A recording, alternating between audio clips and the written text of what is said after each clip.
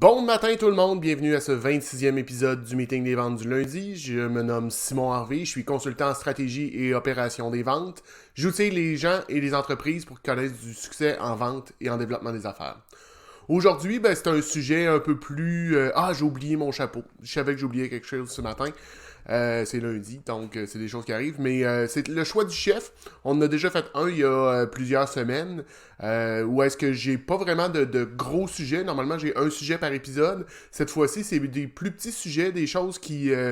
avec lesquelles je serais pas capable de faire un épisode complet, mais que je pense qu'il est intéressant de discuter dans un show comme celui-ci. Pour ceux qui se joignent à nous pour la première fois, le principe est assez simple. On se parle le lundi de 8h à 8h30, 8h45, peut-être un peu plus, peut-être un peu moins.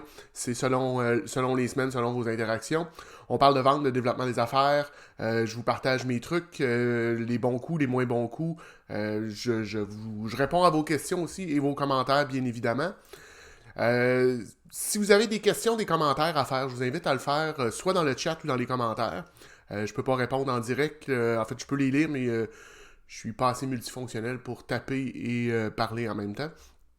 Mais si vous voulez aussi communiquer avec moi avant le show pour me donner des idées de questions, je vous invite à le faire à info@nomisco.ca. Si vous voulez que ça soit 100% confidentiel, simplement me l'indiquer dans le courriel. Sinon, je pourrais le partager ici. Le dernier show qu'on a eu, en fait, la semaine dernière, c'était un férié. La semaine précédente, on avait parlé du cahier de vente, du cahier de jeu. Donc, j'ai eu un peu de feedback là-dessus. Ça a semblé vous intéresser, créer de l'intérêt de ce côté-là. On va en reparler un petit peu ce matin. On va sauter immédiatement dans le vif du sujet.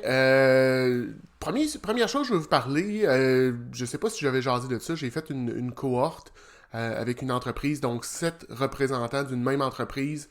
On a passé 13 semaines ensemble, environ 2 heures par semaine, où est-ce qu'on couvrait les grandes lignes, c'était la préparation, la présentation et le suivi.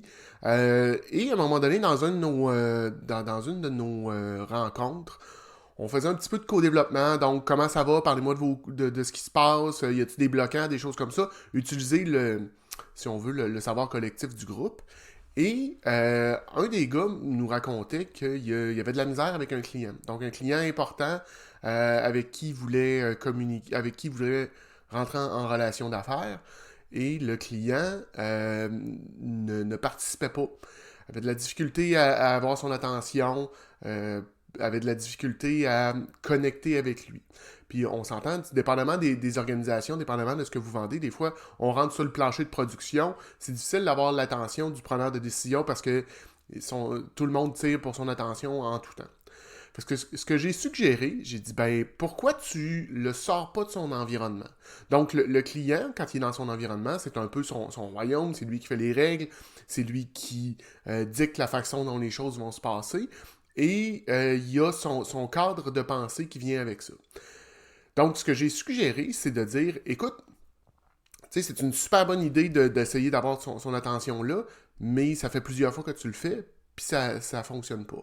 Et on s'entend, vous avez tous déjà entendu le proverbe qui dit que la définition de la folie, c'est de refaire la même chose plusieurs fois et de la même façon, puis de s'attendre à avoir un résultat différent. Fait que en prenant ça pour compte, j'ai dit, bon, on va essayer d'autres choses. On va essayer de le sortir.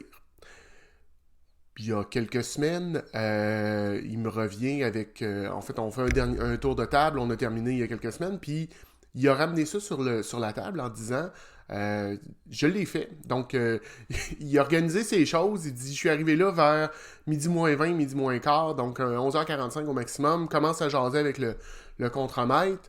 Et à un moment donné, il dit tout bonnement hey, tu vas manger où ce midi? Parce qu'il dit moi, je suis dans le coin, il faut que j'aille manger. Fait qu'aussi bien qu'on aille manger ensemble. Il est allé. Ils sont sortis, ils sont allés dîner dans un restaurant pas très loin. Ils ont passé 45 minutes, 1 heure à jaser, créer des liens, à placoter un peu. Pas nécessairement de business, mais vraiment là, pour développer une relation. Et une fois que le lunch a été fini, il est retourné le voir dans son environnement de travail. Et là, le client était prêt à lui accorder une vingtaine de minutes. On s'entend là, dépendamment, comme je le disais tout à l'heure, de l'environnement dans lequel vous évoluez, sur un plancher de production, ça peut être difficile d'avoir 20 minutes. Ça prouve que le client a vu de la valeur, a compris qui il était, ça a créé une relation. Donc, ça nous permet, pour pas très cher, de sortir le client de son environnement, de l'amener dans un endroit où est-ce qu'il est peut-être plus ouvert d'esprit, moins sollicité. Ça peut être sur le lunch, ça peut être pour les déjeuners, ça peut être un souper, ça peut être une game de hockey. Selon ce qui fit dans votre organisation, avec le type de client, il y a plein de choses que vous pouvez faire. Ça n'a pas besoin d'être très dispendieux, mais de le sortir peut être une façon de créer du nouveau momentum avec votre client. Ce qui m'amène à un autre point. Donc, cette semaine, je m'en vais... j'ai rencontré des partenaires d'affaires. On va dîner dans un restaurant ici de la région. Puis, on est les trois assis. On placote. Ça fait 1h15, 1h30 qu'on est assis. Et là, ben, la personne qui est assise en avant de moi fait signe à la serveuse qui va prendre une seule facture. Fait que la facture arrive. Et j'ai été plus vite que lui. J'ai ramassé la facture. Et là, le gars, le monsieur me dit, ben, hey, comment ça tu fais ça? Je dis, ben, moi, j'ai une règle, si on veut. Je ramasse toujours la facture. Puis, il part à rire. Et là, le gars qui est assis à ma gauche, qui est un peu plus junior, je vous dirais, en développement des affaires, me dit, ben, pourquoi tu fais ça, Simon? Dans sa tête, lui, il aurait pu avoir un lunch gratis, puis... Mais... La personne qui est en avant de moi, qui est quelqu'un d'un peu plus senior en développement des affaires, en vente, lui a répondu avant même que j'ai eu la chance, il dit parce qu'il vient d'apprendre quelque chose sur moi. Parce que lui, sa première réponse a été « Hey Simon, merci beaucoup.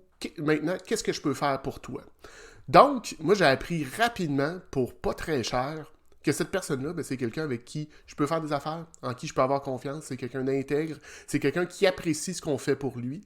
Donc, pour pas très cher, j'ai appris beaucoup d'informations. Fait qu'on a parlé de ça avec notre collègue un peu plus junior, en lui expliquant que, tu sais, un peu ce que je viens de vous dire là, c'est pas très cher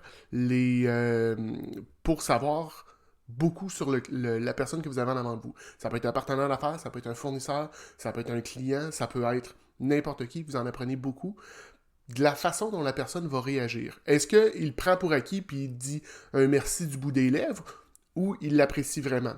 Est-ce qu'il t'offre quelque chose en retour ou est-ce qu'il met ça, il met ça dans le « ça m'est dû » puis « merci, bonsoir ». Moi, j'ai déjà une anecdote comme ça. Il y a plusieurs années, j'étais chez... je vendais chez Napa. Je sors dîner avec un représentant le midi et... il me dit, ben, t'es obligé de me payer le lunch. Ben, cette attitude-là, je vous dirais que ça m'en a appris beaucoup sur le personnage. C'était quelqu'un qui prenait tout pour acquis, on lui devait tout, et ainsi de suite. C'est pas quelqu'un avec qui j'ai fait des belles affaires dans le temps. À l'inverse, j'avais un client qui avait plusieurs magasins, multisites, et quand on avait fait le tour de ces magasins dans la semaine, la dernière journée, on le faisait au magasin principal, il nous sortait. Et là, c'est lui qui payait le lunch. Juste pour remercier. Fait que l'idée que je veux vous partager là-dedans, de ramasser la facture, c'est souvent une façon, comme je disais tout à l'heure, d'en apprendre beaucoup sur la personne que vous avez en avant de vous. Comment il va réagir. Fait que le monsieur en avant de moi m'a offert « Écoute, qu'est-ce que je peux faire pour toi? Comment je peux t'aider? » Puis ainsi de suite. Ma seule réaction a été de dire ben, « La prochaine fois que je serai dans ta région, tu m'inviteras à luncher. » On va voir dans le temps. J'ai très confiance que ça va se produire. Mais ça aussi, ça nous permet de voir, est-ce que la personne te dit « Ah oui, je vais te réinviter » et tu n'en entends plus jamais parler? Ben, on vient d'apprendre rapidement que c'est pas quelqu'un qui est de confiance. À l'inverse, quelqu'un qui me relance, puis « Hey, on est allé dîner l'autre fois, c'est toi qui as payé, là c'est à mon tour. » Ben, tu sais, cette personne-là se souvient de quoi on a discuté, c'est une personne de confiance et quelqu'un avec qui je veux travailler. J'ai Kevin qui dit en payant le dîner, ça te donne la chance aussi qu'il t'invite pour un autre dîner. Ça va te permettre de vous relancer, de continuer à développer votre relation. Effectivement, Kevin, c'est tout à fait ça. Ça peut être du donnant-donnant. J'ai Benoît qui dit tout à fait raison. Ben c'est ça. L'idée, c'est de créer aussi une relation. Parce que, je vais appeler ça une économie de données. Je t'ai donné quelque chose. À quelque part, on se sent tous un peu redevables. Si quelqu'un nous donne un cadeau, si quelqu'un nous fait une faveur, de lui retourner l'appareil, ben c'est un peu ça que je viens de créer avec ça.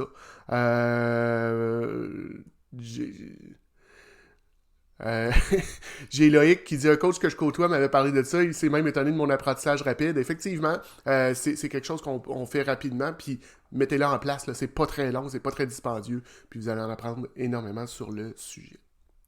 Mon deuxième sujet que je vais vous parler ce matin, c'est les scripts et le pitch.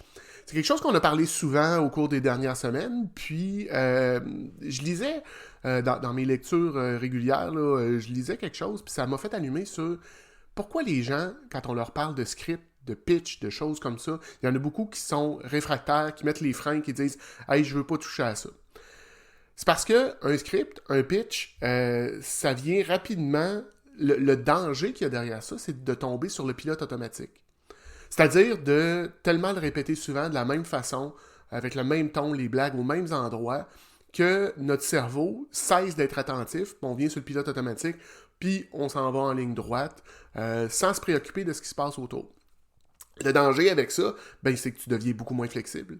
Tu es moins conscient de ce qui se passe autour de toi, de ton environnement, des changements, des réactions de ton interlocuteur, puis de tout ton ressenti émotionnel. Donc, comment ça se passe, comment tu te sens en ce moment-là, puis comment est-ce que tu devrais réajuster ton discours. Donc, c'est primordial quand vous faites un pitch. Puis je peux vous parler, là, moi, j'ai un souvenir très, très, très clair. Je commençais sur la route. On parle de 2005-2006 peut-être. Je suis en train de faire une démo dans un atelier de mécanique pour vendre un outil. Et je suis en train de je parle de l'outil, tout ça, puis à un moment donné, j'ai eu comme un blanc. Mais tu sais, comme quand tu sors d'un rêve puis tu sais pas t'es où, là, ben c'est exactement ce qui m'est arrivé. J'ai comme sorti. Là, j'étais dans ma track, j'étais sur mon pilote automatique, je faisais mon script que j'avais appris, puis ça roulait, puis ça roulait. Puis là, d'un coup, j'ai comme fait, je sais pas ce qui m'a passé par la tête, une idée, ou j'ai sorti de là, et là, j'avais plus aucune idée de où j'étais rendu. J'étais complètement perdu, j'étais complètement déconnecté. J'ai été obligé de dire au client, écoute, tu sais, de bafouiller, de revenir un peu, de sauter des...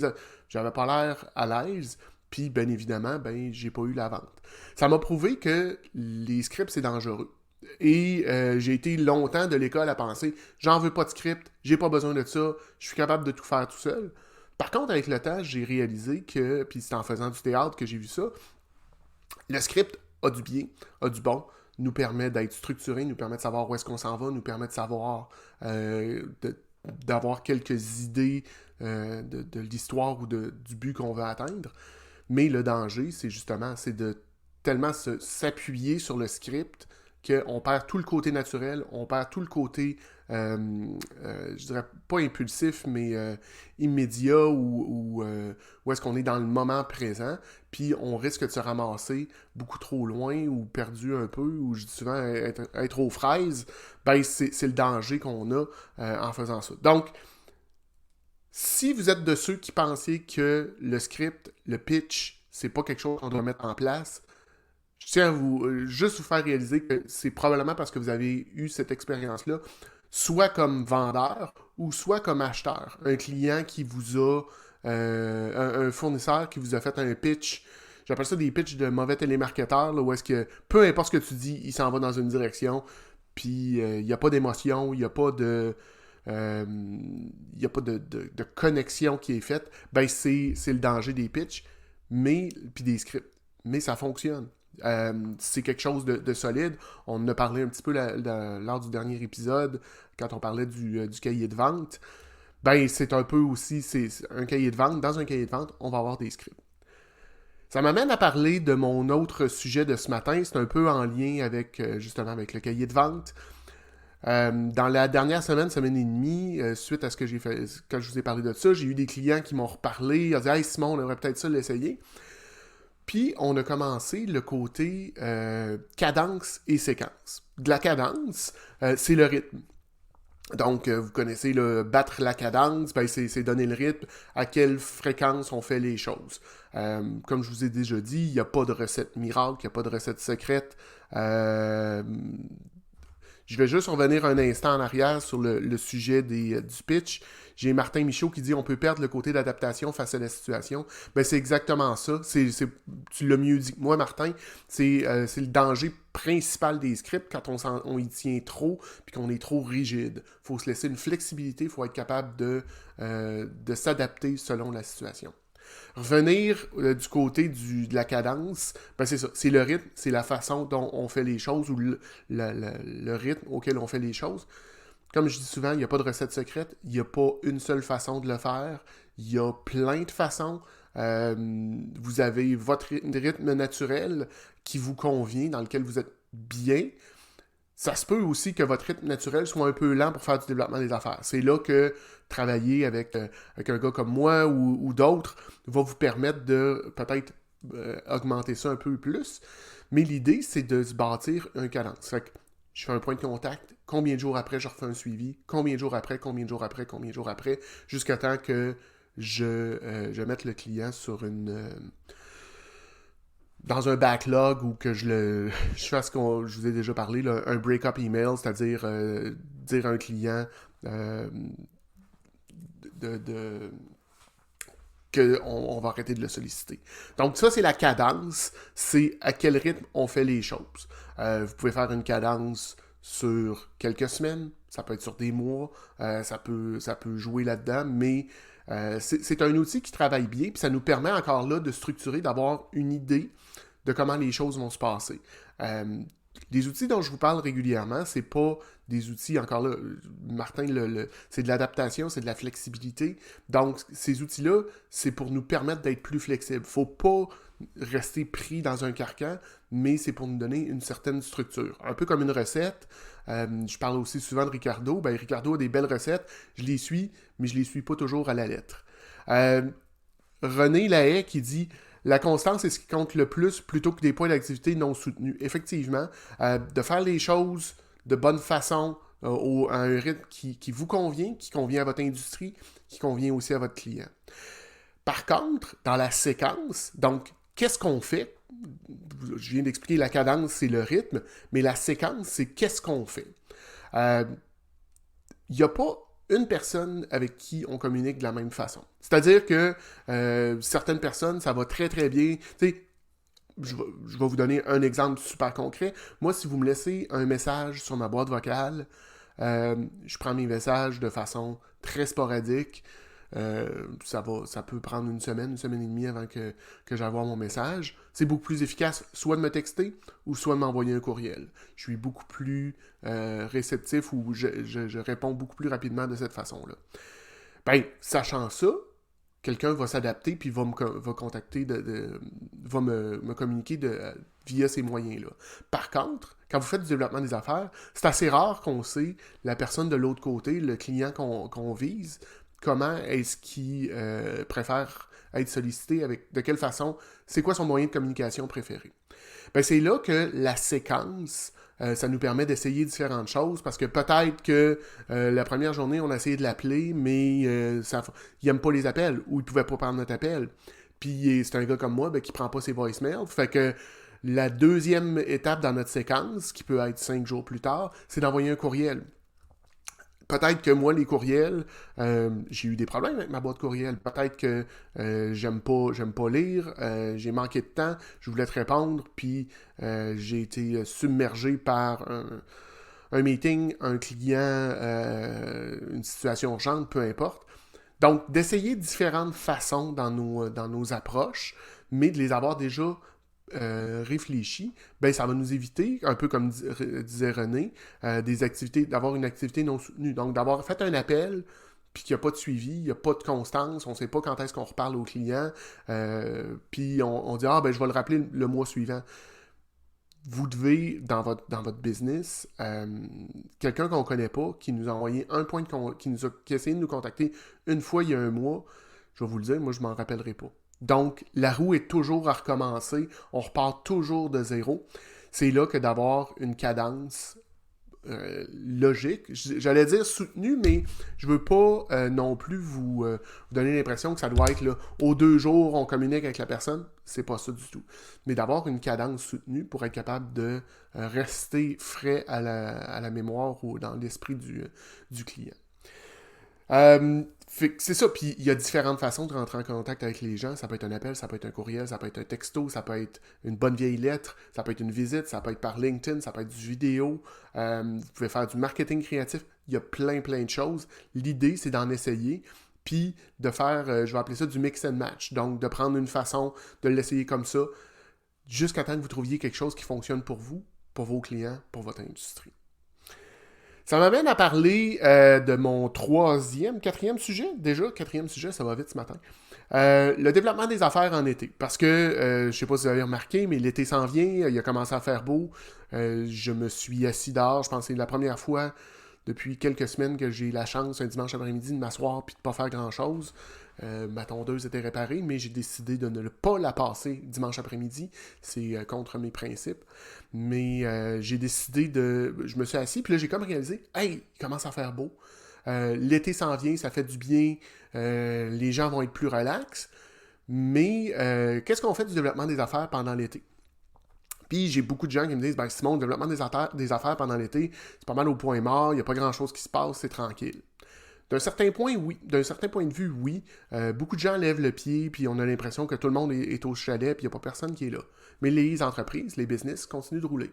À un rythme peut-être un petit peu moins intense, mais ils sont là quand même. Donc, l'été, c'est quand même le temps de continuer le développement des affaires que vous avez entrepris. Donc, des clients avec qui vous avez commencé un processus que vous avez ciblé depuis plusieurs semaines, plusieurs mois, on continue. On continue la cadence, on continue la séquence, on continue de les solliciter, on continue de rentrer en contact avec eux de façon régulière et continue. Mais les nouveaux. Qu'est-ce qu'on fait avec les nouveaux? Parce que là, vous allez tous me dire, ben Simon, je suis pas capable de rejoindre un tel, je suis pas capable de le rejoindre. Les clients, effectivement, vont prendre des vacances. Il y a des gens qui prennent 6-8 semaines de vacances, mais il y en a beaucoup qui ont 2, peut-être 3 semaines de vacances. Donc, il leur reste du temps. L'idée, c'est de trouver une façon d'être peut-être un peu plus relax, un peu moins formel, plus casual. Les gens sont plus mollo. Donc, d'y aller peut-être comment je vous dirais, plus créatif dans la façon que vous allez les rencontrer, peut-être moins formel, moins encadré et plus léger. C'est aussi le temps de rebrasser sa liste de prospects, de clients avec qui on a fait, parce que peut-être que des clients avec qui vous avez tenté de rentrer en contact en janvier-février, c'était pas le temps, ben de revenir là-dessus, c'est un beau moment de le faire. C'est aussi, excusez-moi une seconde, je vais prendre une gorgée d'eau. Ah, j'aime beaucoup ce que je viens de lire là, pendant que j'ai Benoît Levasseur qui dit l'été, c'est une belle opportunité de rencontrer des gens dans d'autres contextes. Effectivement, j'adore ça, Benoît. Tu viens de faire un beau lien avec un des premiers sujets dont j'ai parlé, de sortir les gens de leur environnement. Ben, l'été, c'est une belle façon de le faire.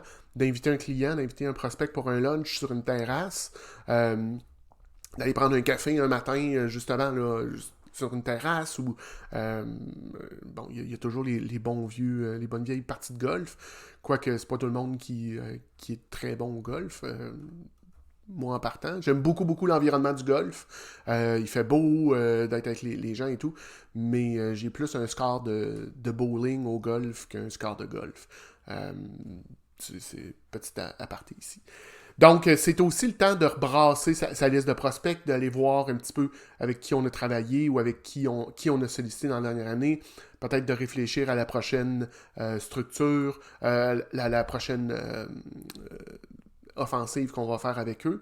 Mais c'est aussi le temps de sortir des sentiers battus. Donc, de peut-être regarder des industries avec lesquelles vous avez moins travaillé dans les derniers temps, des gens qui sont peut-être moins collés sur vous. Peut-être que vous allez découvrir une industrie qui, eux autres, l'été, c'est très très fort. Donc, ça nous permet de voir, je vous dirais, prenez les prochaines semaines, les prochains mois pour élargir vos horizons. Allez voir un peu qu'est-ce qui se passe ailleurs, voir quelles sont les autres industries qui pourraient être intéressantes pour vous, d'utiliser ça comme ça.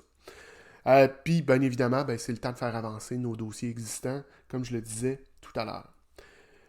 J'ai dernier sujet dont je vais vous parler cette semaine, puis jeudi soir, je suis allé dans un 5 à 7 pour Face au Dragon, qui est organisé par Trajectoire Emploi à Lévis. Donc, c'est des jeunes secondaires, cégep et universités qui ont des projets d'entreprise et qui font un petit peu basé sur l'émission là, Dans l'œil du dragon, qui vont rencontrer des juges pour aller chercher une certaine partie de financement pour leur projet.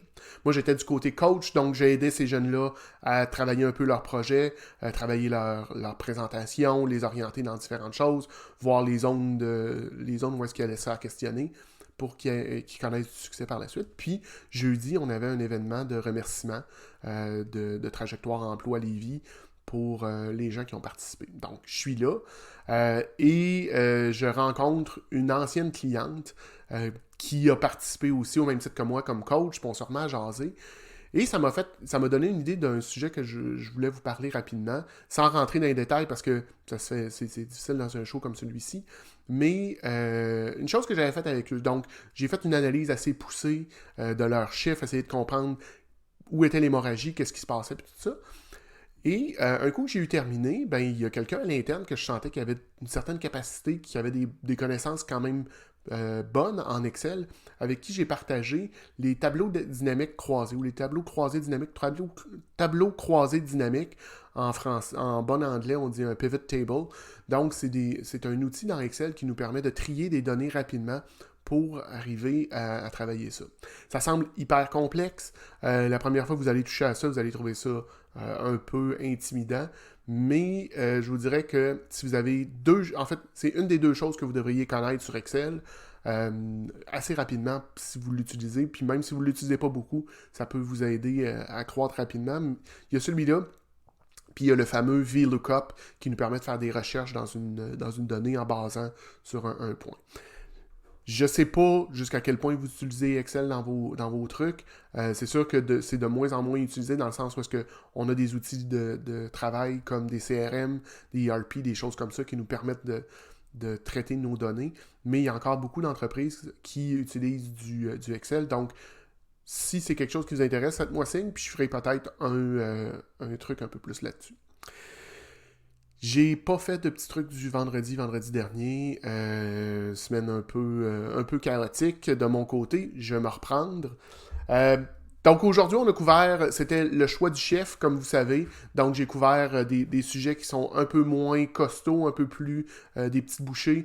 Plusieurs, par contre, on a parlé de sortir le client de son environnement et de payer le lunch. On a parlé des dangers du script et du pitch. On a parlé de séquence et de cadence. On a parlé de développement des affaires en été. Et je viens de vous parler de quelques petits trucs en Excel. Ça fait le tour pour aujourd'hui. Je vais prendre le temps. Je veux vous remercier d'avoir participé encore cette semaine. Ça fait déjà 26 semaines ou 26 shows comme ça que je fais. Merci. C'est parce que j'ai des gens qui participent que je continue à le faire. Plus tard aujourd'hui, je vais répondre aux questions, aux commentaires que vous avez mis dans le chat. Si vous voulez connecter avec moi, je vous invite à le faire via LinkedIn. C'est la plateforme que j'utilise le plus, quoique je me suis ouvert une page Facebook. Vous allez reconnaître, c'est le même avatar que j'utilise sur LinkedIn, mais je vous invite à communiquer avec moi sur LinkedIn, à LinkedIn/IN/Simon Harvey QC. Si vous voulez me parler directement, vous pouvez le faire via mon Calendly, à calendly.com/Nomisco. Si vous avez des questions, commentaires, insultes ou injures à me faire, je vous invite à le faire via courriel à info@nomisco.ca. Le show est diffusé live sur LinkedIn, YouTube et Facebook le lundi matin à 8h. Si vous ne pouvez pas être avec nous, vous pouvez aller le réécouter soit sur chacune de ces pages-là ou sur la chaîne YouTube. Puis le show est aussi disponible en podcast, donc j'utilise une plateforme qui s'appelle Anchor qui me permet de le redistribuer partout, donc Spotify, Google Podcast, Apple Podcast et un paquet d'autres. Je vous invite à aller l'écouter là. Je vous souhaite une belle semaine, des belles ventes, puis on se parle la semaine prochaine. On a, si vous avez compris un peu le rythme, on arrive à 27, c'est divisé par 3, donc on aura une invitée. Je vais l'annoncer plus tard cette semaine, mais on va parler de développement des affaires ailleurs. Donc, bonne semaine tout le monde et à la semaine prochaine. Bye!